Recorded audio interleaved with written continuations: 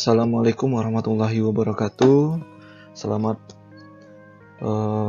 bertemu lagi dengan saya di channel Pak. Pada kondisi harus mengajar satu waktu dengan tingkatan kelas yang berbeda dan dengan mapel yang berbeda. Nah, itulah makanya micro teaching kali ini saya lihat juga surat edaran yang kemarin itu, pemberitahuan terkait micro teachingnya itu dibuat seperti realnya nanti di Sabah bagaimana. Nah, saat ini saya mencoba nanti untuk bukan mengembangkan sih. Saya coba untuk membantu teman-teman. Ini hanya sifatnya membantu, bukan menggurui, bukan mengajar, bukan menunjukkan saya bisa atau tidak. Tidak, saya hanya mencoba berharap dengan yang saya berikan ini, saya bantu ini bisa memancing ide-ide teman-teman, bisa memantik teman-teman sendiri untuk mengembangkan, oh ternyata RPP-nya ini begini. Nah, jadi saya coba untuk membantu mengembangkan salah satu contoh model 221, RPP model 221, 2 tingkatan, 2 mapel dalam satu waktu. Kita mulai saja membedahnya. Pertama tentu data ini ya, nama sekolah, CLC saya datang. Nah, saya kasih namanya biar teman-teman semangat untuk segera datang ke CLC. Kemudian mata pelajarannya di sini saya ambil bahasa Inggris dengan matematika, yang mana materinya tentang time dan pecahan, yaitu di kelas 7 dan 6 semester 1. Waktunya 2 kali 30 menit sesuai dengan micro teachingnya nanti, dan tanggalnya 18 November 2020 saya ambil. Kemudian ada tentang standar kompetisi dasar, ada indikator,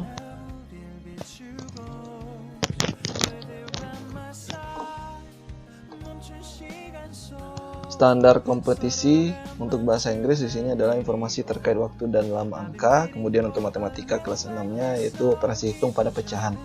Ini hanya contoh saja, nanti teman-teman bisa kembangkan dengan bahasa yang lebih bagus nanti dan lebih betulnya. Kompetisi dasarnya sesuai dengan silabus ya. Bahasa Inggrisnya KD-nya 3.3 meminta dan memberi informasi terkait waktu dalam bahasa Inggris. Kemudian untuk matematikanya memahami operasi hitung dalam bentuk pecahan. Kemudian untuk indikatornya, bahasa Inggris ada 3 indikator yang saya coba ambil. Pertama yaitu bagaimana siswa itu mengidentifikasi bentuk ungkapan meminta informasi terkait waktu.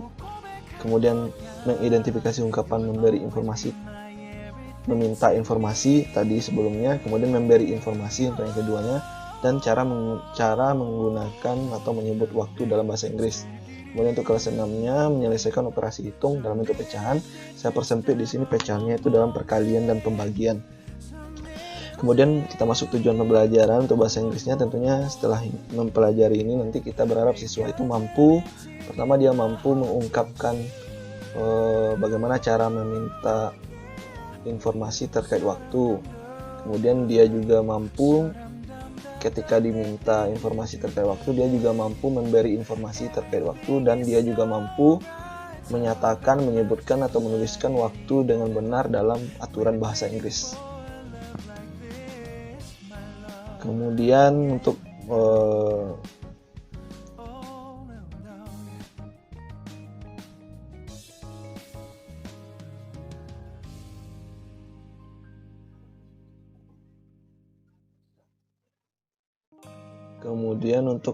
ini ya matematikanya ya, kelas 5, kelas 6 di sini harusnya saya salah ketik.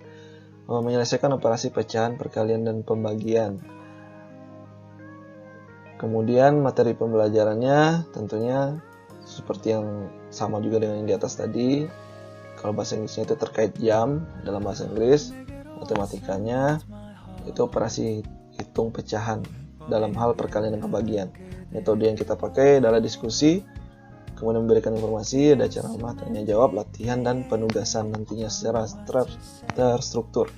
Kemudian media dan sumber belajar yang kita gunakan di sini, media untuk bahasa Inggrisnya kita bisa dengan jam dinding atau jam tangan atau jam bentuk lain. Yang penting bisa menunjukkan waktu, dan juga papan tulis dan lain-lain sebagainya. Sumber ajarnya bisa buku K13 yang ada di sekolah-sekolah, yang ada di pustaka. bisa teman-teman dapatkan di download juga, atau sumber-sumber lain yang relevan. Semakin banyak, semakin kaya sumbernya, tentunya semakin bagus untuk memberikan informasi terhadap siswa kita. Kemudian matematika kelas 6-nya, medianya nanti yang saya gunakan adalah saya nggak tahu menyebutnya apa, cuman medianya ini bisa dibuat dari karton, dari kertas, atau dari dus bekas begitu, yang akan kita bentuk nanti menjadi bentuknya seperti bangun datar. Bisa bangun datarnya lingkaran, persegi panjang, segitiga, dan lain-lain. Kemudian nanti di dalamnya kita buat bagian-bagian tertentu, dan di beberapa bagian kita beri warna berbeda atau kita arsir, sehingga nanti itu bisa kita gunakan untuk mengenalkan pecahan. Nah, itu bisa digunakan untuk mengenalkan pecahan. Kemudian penilaiannya, di sini ada penilaian tentunya sikap, kemudian ada dan tertulis tentunya objektif dan subjektif, kemudian penilaian proses dan hasil. Nah, kita lanjut. Kemudian kegiatan pembelajarannya, kegiatan awal kita ambil coba 5 menit atau bisa lebih singkat. Pertama tentunya mengucapkan salam, kita juga bisa mengecek kehadiran siswa. Kemudian melakukan salam di sini yang khas di perselisian, itu salam selalu, semangat pagi, dengan gerakannya nanti. Insya Allah akan saya coba buatkan juga video praktek mengajarnya.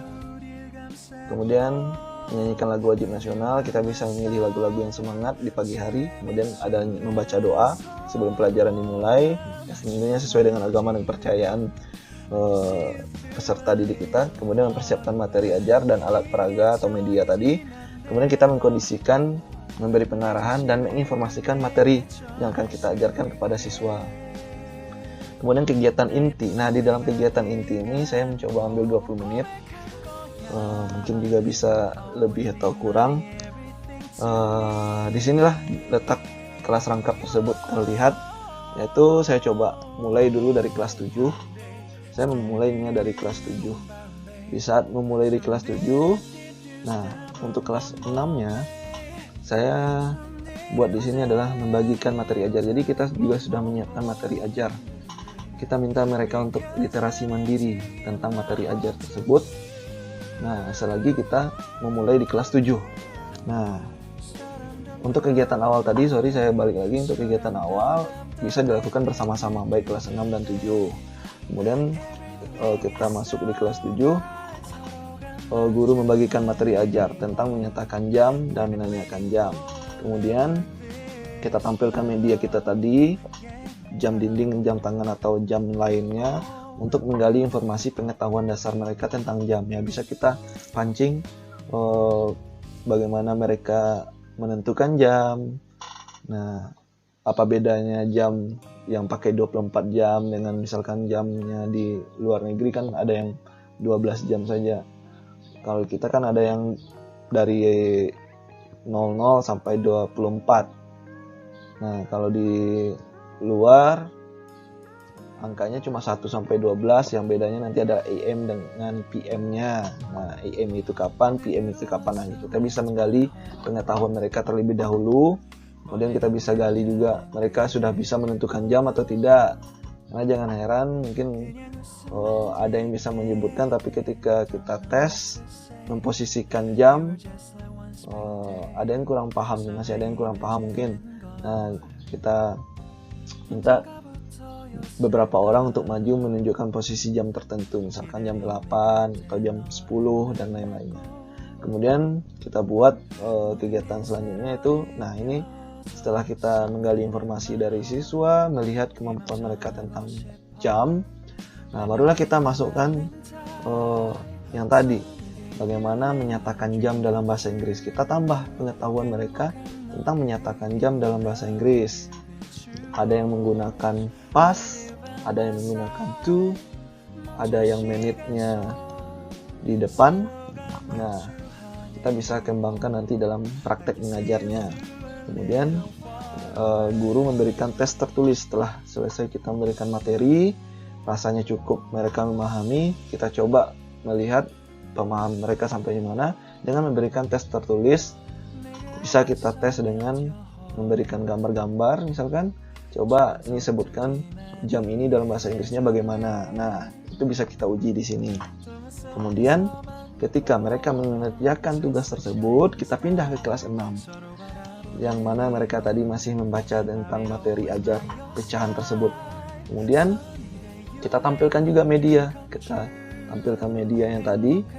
Media yang saya gunakan tadi seperti yang saya bilang, yaitu menggunakan media sederhana, bisa dari kertas, dari karton, atau dari barang-barang lainnya yang berbentuk bangun datar ya, bangun datar bukan bangun ruang, seperti lingkaran, persegi panjang, dan lain-lain, yang mana di dalamnya, pada bagian dalamnya telah kita bagi beberapa bagian dan kita arsir atau kita kasih warna berbeda, sehingga ini bisa membantu kita untuk menyatakan ini pecahan berapa, 1/4 kah, 2/4, 2/6, dan lain-lain sebagainya. Kita bisa gunakan itu. Nah, kemudian kita bisa minta juga siswa 2 orang untuk menuliskan pecahan sesuai dengan yang ditunjukkan oleh media yang kita pakai tadi. Nah, jadi nanti saya coba kasih lihat. Saya akan coba lihatkan ke teman-teman bentuk medianya apa dalam praktek mengajarnya nanti setelah kita selesai membahas RPP ini. Kemudian guru bisa juga menjelaskan langkah-langkah perkalian dan pembagian pecahan. Baru kita masuk kepada materi intinya, yaitu tentang cara melakukan perkalian dan pembagian, menyelesaikan soal perkalian dan pembagian dalam pecahan. Baik itu pecahannya yang penyebutnya sama atau berbeda. Kemudian untuk mengetes pemahaman mereka sudah sampai di mana, kita bisa memberikan tes tertulis. Nah, sembari tes tertulis dilakukan di kelas 6, kita kembali ke kelas 7 tadi. Kita coba bersama-sama dengan siswa berdiskusi tentang hasil kerja mereka. Kita lihat, mungkin kita panggil salah satu atau beberapa orang untuk mengerjakan soal-soal itu ke depan. Kita diskusikan dengan teman-temannya bagaimana menurut mereka apa yang temannya lakukan sudah benar atau salah. Nah, biasanya anak-anak itu sangat semangat sekali di sini. Pengalaman saya, mereka sangat semangat untuk hal-hal yang seperti ini. Mereka senang berdiskusi, mereka senang mendengarkan hal-hal baru. Jadi kita lebih banyak menginformasikan hal-hal baru walaupun di luar konteks pelajaran ini, namun bisa menambah pengetahuan dan motivasi mereka. Kemudian setelah selesai, kita balik ke kelas 6 lagi, kita lakukan hal yang sama, kita cek bersama-sama hasil kerja mereka. Kemudian setelah selesai kegiatan ini, kita masuk kegiatan penutup, mungkin hanya 5 menit atau kurang saja ya. Kemudian kita sama-sama, guru membimbing siswa menyimpulkan materi yang sudah dipelajari dalam tujuan mengecek kembali pemahaman siswa, sudah pahamkah atau belum dengan materi yang barusan dipelajari. Kemudian kita bisa tambahkan dengan tugas di rumah atau PR, dan kita tutup pelajaran dengan bersama-sama membaca, mengucap syukur atau berdoa lagi. Ya, kemudian seperti biasa, RPP ada yang mengesahkan, yaitu kepala sekolah dan guru mata pelajarannya, dimana di sini saya buat di Sabah November 2020. Mudah-mudahan memberikan dorongan motivasi ke teman-teman untuk segera memastikan diri. Saya yakin saya sampai ke Sabah nantinya. Nah, ini sedikit penjelasan singkat saya tentang pembuatan RPP-nya. Nanti akan saya coba untuk membuatkan praktek mengajar dari RPP ini. Semoga bisa membantu memberikan pilihan-pilihan kepada teman-teman yang akan melakukan tes micro teaching pada tanggal 18 November nanti. Oke, terima kasih atas kunjungannya ke channel saya. Semoga sukses, selalu berdoa, selalu berusaha dengan maksimal. Assalamualaikum warahmatullahi wabarakatuh.